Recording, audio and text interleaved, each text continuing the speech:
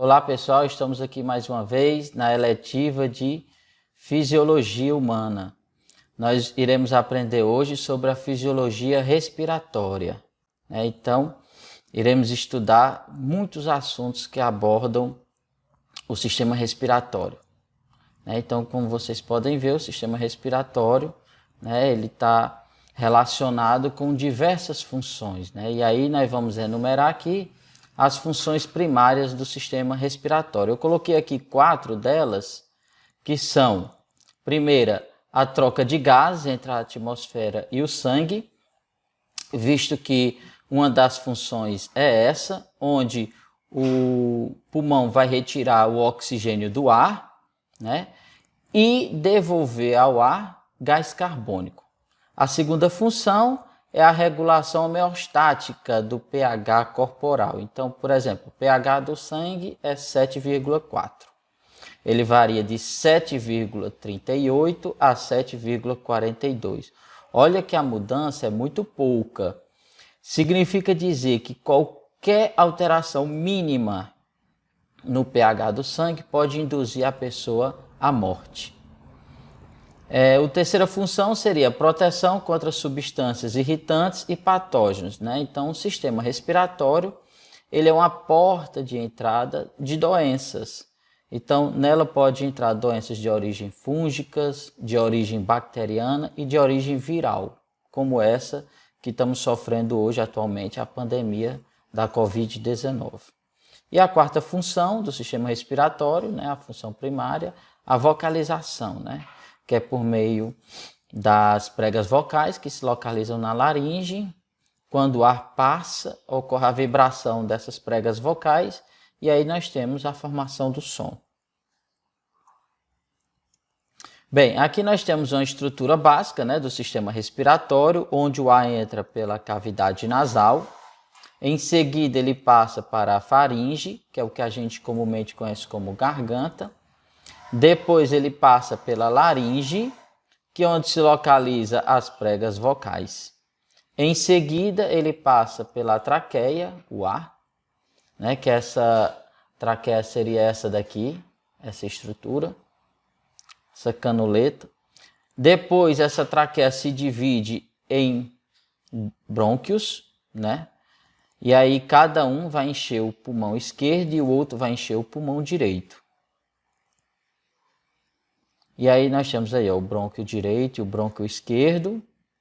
E o pulmão ele é formado por milhões de saquinhos cheios de ar, que são os alvéolos. Cada pulmão tem em torno de 200 milhões de saquinhos de ar, que é chamado de alvéolo. Como vocês podem ver, esses alvéolos são recobertos por vasos sanguíneos, justamente para que haja a troca de gases do alvéolo do pulmão com gases que está dentro do sangue, nos vasos sanguíneos. Agora aqui ao lado nós vemos os músculos que estão relacionados com o movimento respiratório, o movimento do pulmão. Então nós temos aí os principais músculos envolvidos. Mas antes da gente ver os músculos, eu queria até mostrar para vocês um resumo breve sobre o percurso do gás, o gás respiratório. Então nós temos a cavidade nasal, a faringe, a laringe, a traqueia, os brônquios, os bronquíolos e os alvéolos. É todo o percurso que o ar vai fazer, até ir na parte mais profunda do pulmão. Então, voltando agora para os músculos, os principais músculos envolvidos nos movimentos respiratórios, nós temos os intercostais internos e externos, que é esse que fica entre as costelas. Aí nós temos o esternocleidomastóide, que é esse do pescoço aqui. E nós temos também os músculos abdominal e o diafragma. Então esses músculos eles estão relacionados ao movimento de contração muscular para que haja o movimento respiratório. Bem, como vocês podem ver aí no pulmão, o pulmão direito e esquerdo, eles têm formatos diferentes. E esses formatos diferentes, nós vamos já entender por que ele tem esse formato.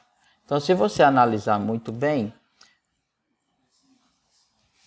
Se você analisar muito bem, verá que o pulmão direito ele é formado pelo lobo superior, o lobo intermediário e o lobo inferior. Já o pulmão esquerdo ele é formado somente do lobo superior e do lobo inferior. Por que que ele é menor?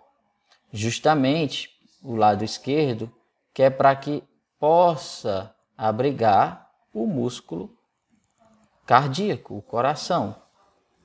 Então, tem que haver a necessidade de um espaço para que caiba o coração nesse local.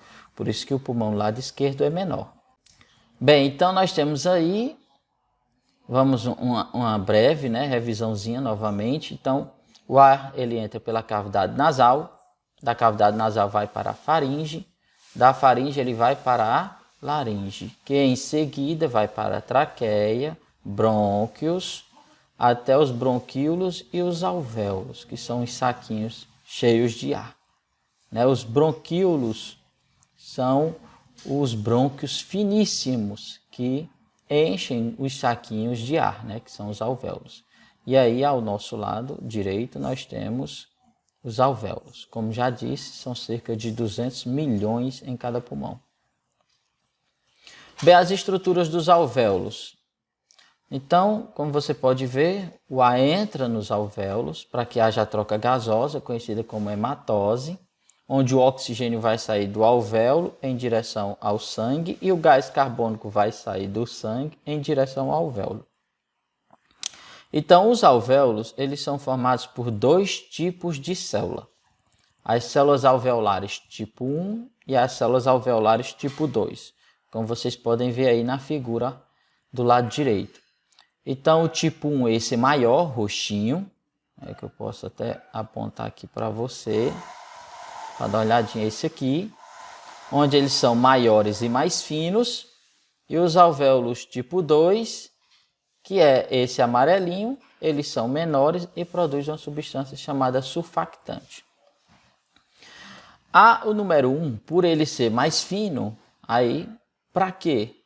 Essa finura toda, para que o ar consiga passar do pulmão para o sangue e o gás carbônico consiga passar do sangue para o pulmão. Por isso eles são finos e maiores. Já as células alveolares tipo 2, que é esse amarelinho aí, eles são menores e produzem uma substância chamada surfactante. Essa substância surfactante ela é formada por várias lipoproteínas, que são lipídios ligados à proteína. Uma dessas substâncias é o dipalmitol e o fosfatidilcolina. Qual a função dele? É dar complacência, fazer com que o pulmão possa aumentar e diminuir de tamanho com facilidade. E são justamente essas células, as células alveolares tipo 2, que o vírus da Covid-19 ataca. Então, quando ele ataca essas células, ele destrói, ele acaba com a produção do surfactante. E aí o pulmão não vai ter essa complacência, a pessoa vai ter dificuldade de respirar, é como se estivesse morrendo no seco, porque o pulmão fica seco, sem a produção desse agente surfactante. Então os cientistas já descobriram que as células pulmonares que ele ataca são essas. E essas células, dando aqui um parênteses no assunto, essas células elas são responsáveis, alguns receptores dela, porque essa célula tem uns receptores que são responsáveis na sua membrana por controlar a pressão arterial e o sistema de defesa. Por isso que as pessoas que têm hipertensão são de risco, porque essa parte que controla a pressão arterial, ela se torna danificada. E aí a pressão da pessoa não vai ter um controle adequado. Por isso que se torna um agente perigoso. Um fator de risco. E a pessoa que é diabética, ela tem problemas na imunidade. Naturalmente, é aquele que tem diabetes. E como esse receptor das células alveolares tipo 2 também controla o sistema imunológico ali, tem uma resposta imunológica, se ele está descontrolado, o sistema imunológico, logicamente, também vai ter um descontrole. E esse descontrole pode resultar nessa tempestade química em que o pulmão fica muito inflamado e dificultando o processo de troca gasosa. Voltando aqui ao conteúdo, né? Então, são esses dois tipos de célula. Uma vai ocorrer a troca gasosa e a outra vai produzir o surfactante, que é para facilitar a respiração. E são justamente essas células tipo 2 que o vírus da Covid-19 ataca. Bem, o movimento do ar entre o ambiente e o alvéolo. Então, nós temos o movimento de entrada do ar, como você pode ver aí o ar entrando, isso se chama inspiração. E a saída, como você viu agora, se chama expiração. Então, a ventilação ocorre por esses dois processos. Inspiração, o ar entra. Expiração, o ar sai. E aí nós vamos entender, por meio dos músculos que a gente viu, por que o ar consegue entrar e sair do pulmão. Bem, aí tem uma perguntinha interessante. Qual o papel das passagens aéreas superiores e os brônquios? Então, não é somente levar o ar para dentro do pulmão. Ele tem uma função interessante. Qual seria? No caso, são 3 grandes funções. Primeira delas, ela tem que aquecer o ar a uma temperatura de 37 graus.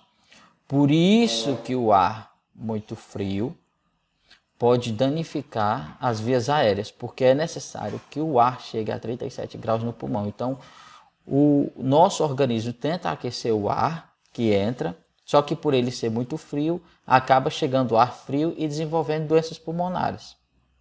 Daí o ar muito frio não faz bem. Assim como o ar muito quente também não. A adição de vapor de água até 100%, então as nossas vias aéreas, elas têm a responsabilidade de umidificar o ar até atingir 100% de umidade. Por isso, pessoas asmáticas que respiram um ar muito seco têm problemas respiratórios, porque o ar não vai chegar com 100% de umidade lá no pulmão e o que vai acontecer? Vai desidratar as vias aéreas. E desidratando as vias aéreas, dificulta a passagem do oxigênio do pulmão para o sangue. E aí o sangue não é oxigenado de forma adequada. A terceira função é a filtração de material estranho. Então, as vias aéreas ela têm a função de capturar fuligem, poeira, fungo, bactérias e vírus.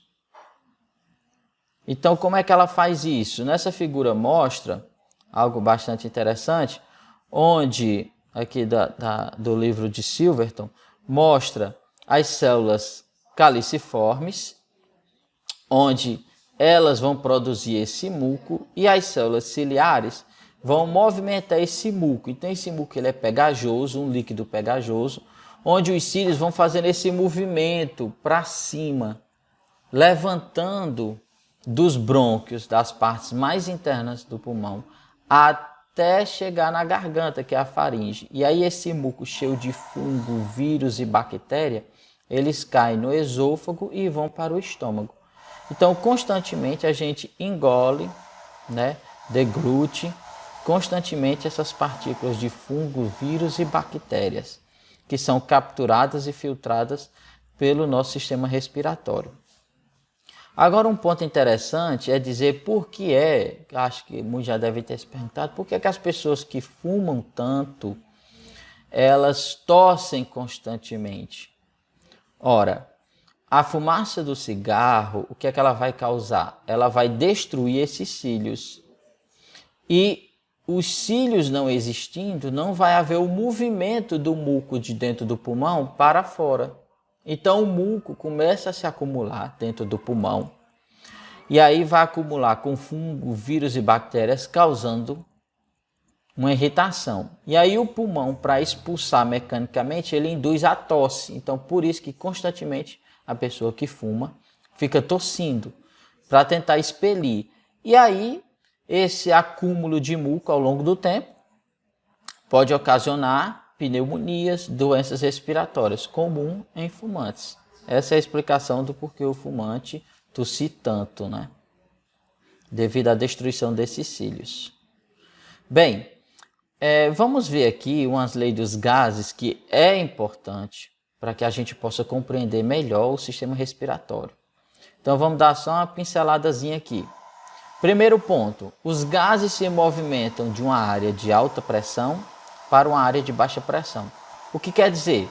Se eu apertar uma bexiga cheia de ar, eu estou criando uma pressão. Então o ar tem uma tendência de sair para fora, que é uma área de baixa pressão. Assim como se eu sopro para dentro da bexiga o ar, eu estou colocando o ar do meu pulmão, que é de alta pressão, para a bexiga, que é de baixa pressão. Por isso que o ar vai para a bexiga. Então, é a primeira regra. A segunda diz o seguinte: o volume de um recipiente e a pressão de um gás é inversamente proporcional.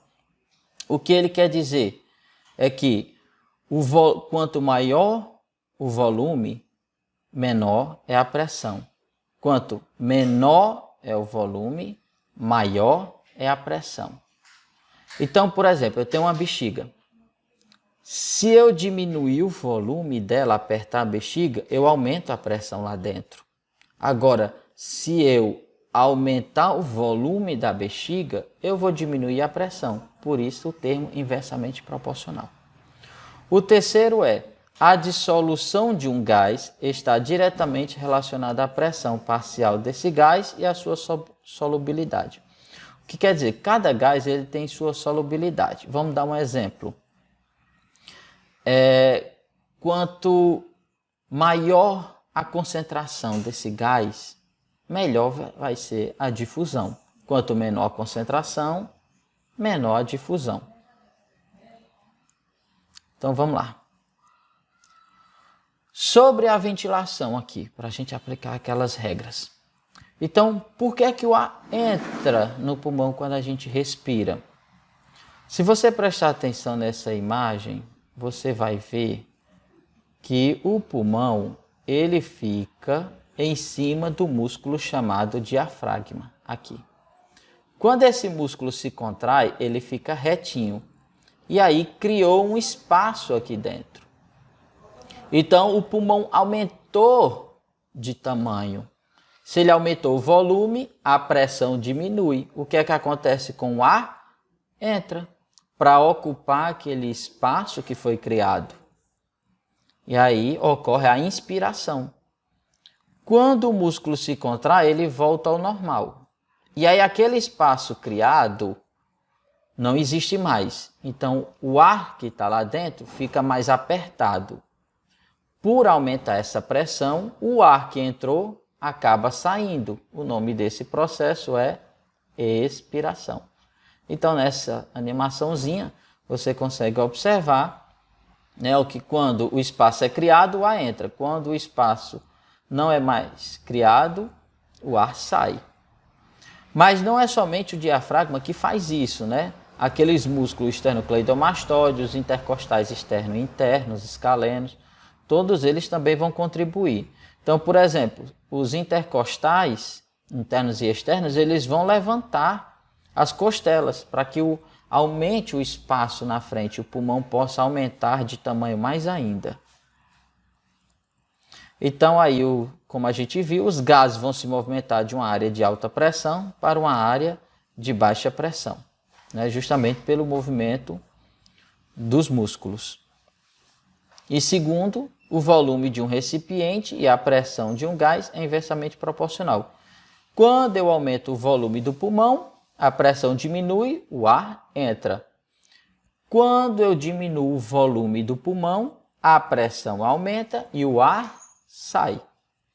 Então está aí a explicação das duas regras.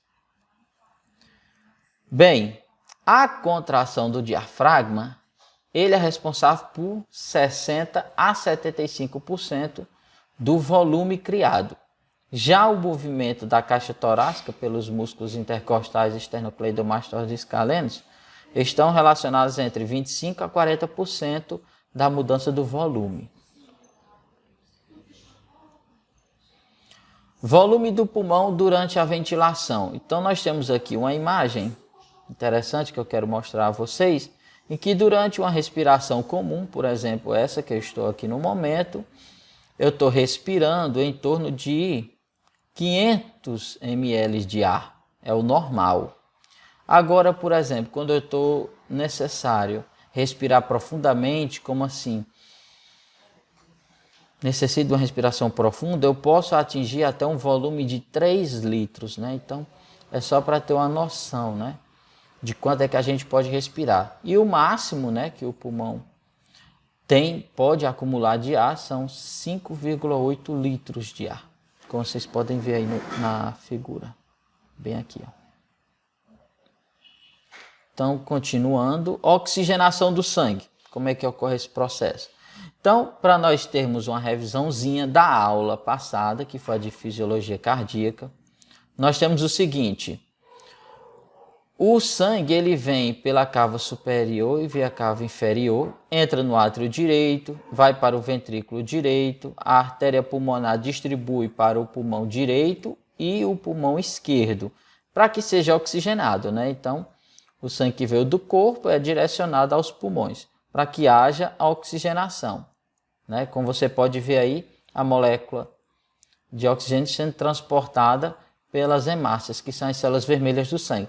Ela joga o gás carbônico para o pulmão e pega o oxigênio e corre para a corrente sanguínea. Daí tem uma explicação bem simples sobre como é que ocorre esse processo. E a gente vai aprofundar mais adiante. Bem, aqui é onde nós vamos aprofundar. Funciona o seguinte: a passagem do gás oxigênio e do gás carbônico pelos alvéolos. Então, se você prestar atenção, quando você faz a inspiração, então lá nos alvéolos, quando atingir os alvéolos, nós vamos ter uma pressão de 100%, de 100 miligramas de oxigênio. Já no sangue, o que é que ocorre? A pressão do oxigênio só está 40. Então, como a pressão vai fluir de maior para menor, então o oxigênio por difusão, naturalmente, ele vai fluir do alvéolo para a corrente sanguínea e o sangue de escuro vai ficar vermelhinho. E como é que ocorre o do gás carbônico? Da mesma forma, como a pressão do gás carbônico é 46 dentro do sangue e no alvéolo é 40, então naturalmente a pressão vai fazer com que o gás carbônico saia da corrente sanguínea e vá por difusão para os alvéolos. Quando ele chega nos alvéolos, aí é o momento de eu fazer a expiração. Colocar o ar para fora. Então é isso que ocorre. E essa troca, como está aí na tela, ocorre por difusão, como nós vimos nas aulas de dinâmica de membrana, né? Que as concentrações elas vão de alta pressão para baixa pressão, os solutos. Bem, eu coloquei aqui umas informações básicas para a gente entender. O nosso consumo diário, né, o nosso consumo necessário é de 250 ml de oxigênio, né, o nosso consumo. Só que o nosso sangue transporta quanto? 15 ml é no plasma e 985 é pelas hemácias. Então a gente transporta 1 litro de oxigênio dentro do nosso sangue, sendo que a gente só consome 250, então a gente tem uma reserva. Por isso que a gente aguenta alguns segundinhos sem respirar, por conta dessa reserva. Agora aqui tem 4 regrinhas que eu queria que vocês tivessem bastante cuidado em entender isso aqui, que é muito importante para que a gente possa compreender doenças respiratórias. Então a primeira regra, a taxa de difusão através da membrana, que é que ocorre aqui a membrana do alvéolo e a membrana do vaso sanguíneo, é diretamente proporcional ao gradiente de pressão. Ou seja, quanto maior a diferença, mais rápido passa. Então, por exemplo, se o oxigênio está a 100 no alvéolo e 40 no sangue, então ele passa rápido. Se você respira um ar com pouco oxigênio, tipo 70, e o nosso sangue tem 40, nota que a diferença é menor. Então a difusão também vai ser menor. Então quanto mais oxigênio a gente respirar, melhor para a difusão. Por isso que as pessoas que estão com problemas respiratórios, elas respiram o oxigênio um pouco mais puro do que o ar, justamente para que facilite essa difusão. E aí a importância do pessoal que tem a Covid-19, quando eles estão internados, eles ficam com um respirador, né, com oxigênio mais puro, já para melhorar esse processo de difusão. A taxa de difusão através da membrana é diretamente proporcional à área de superfície. O que quer dizer? Quanto mais alvéolos tiver o seu pulmão funcionando, mais oxigênio vai entrar no sangue. Tem certas doenças que causam a morte dos alvéolos, então quanto menos alvéolos, menos oxigênio. Essa é a ideia. A terceira regra, a taxa de difusão através da membrana é inversamente proporcional à espessura. O que quer dizer, se você desenvolver alguma doença em que a membrana do alvéolo, que é o saquinho, engrossar, vai dificultar a saída do oxigênio do pulmão para dentro do sangue. E aí a pessoa não vai oxigenar bem o sangue, podendo ocasionar a morte. Quarto e último, a difusão é mais rápida em distâncias curtas. O que quer dizer? A distância é isso aqui, ó. Vou mostrar aqui para vocês. Então, por exemplo, aqui é o alvéolo e aqui é o vaso sanguíneo. Aqui é a distância. Se ocorrer um processo inflamatório, como o Covid-19, por exemplo, ou uma alergia, essa distância aqui pode aumentar. E se essa distância aumentar, o oxigênio vai ter dificuldade de chegar até o sangue. E aí a pessoa pode morrer. Então aqui eu enumerei alguns. Né? Aqui, por exemplo, nós temos um alvéolo normal, onde o sangue chega azulzinho, que é o vermelho escuro, e sai vermelhinho claro. O vermelhinho claro significa dizer que ele recebeu o oxigênio na quantidade ideal, normal, boa. Então, o que é uma pessoa asmática, por exemplo? A pessoa asmática, o bronquíolo, que é a canaleta que leva o gás para dentro do alvéolo, ele encolhe, ele se fecha. E aí a pessoa não consegue empurrar o ar para dentro do pulmão. Agora, o que é o enfisema? Por exemplo, por que é que pode causar a morte o enfisema? O enfisema ele funciona o seguinte, a pessoa que fuma vai chegar substâncias tóxicas no pulmão. E aí o que é que vai acontecer? As células de defesas, no caso o macrófago, vão liberar enzimas proteolíticas, que vão quebrar proteínas. Aí vai quebrar as proteínas elásticas e vão quebrar também e vão destruir também proteínas da célula, ocasionando a morte dos alvéolos. E aí os alvéolos vão morrer. Os alvéolos morrendo, o que é que vai acontecer? Diminui a taxa de difusão. Vai ser menos alvéolos funcionando, menos oxigênio chegando no sangue. Por isso que o enfisema é muito perigoso. E aí o sangue entra e sai com pouco oxigênio, como você vê na figura. Então, aplica-se aquela regra, a taxa de difusão através da membrana é diretamente proporcional à superfície disponível. Quanto menos alvéolos disponível, menor é a taxa de difusão do oxigênio para o sangue. Doença fibrótica pulmonar. O que é que ela acontece? Lembra do muco que a gente tem dentro das vias aéreas? Pois bem, as pessoas que sofrem de fibrose cística, esse líquido ele não consegue ser fluido, fino. Ele acaba sendo grosso e aí dificulta o processo de difusão do oxigênio do pulmão para dentro da corrente sanguínea. E aí a pessoa com o tempo pode morrer devido a esse problema. Então, está aí a regra. A taxa de difusão através da membrana é inversamente proporcional à espessura. Como a espessura aumentou, a taxa de difusão diminui. E aí corre o risco da pessoa morrer por falta de oxigenação.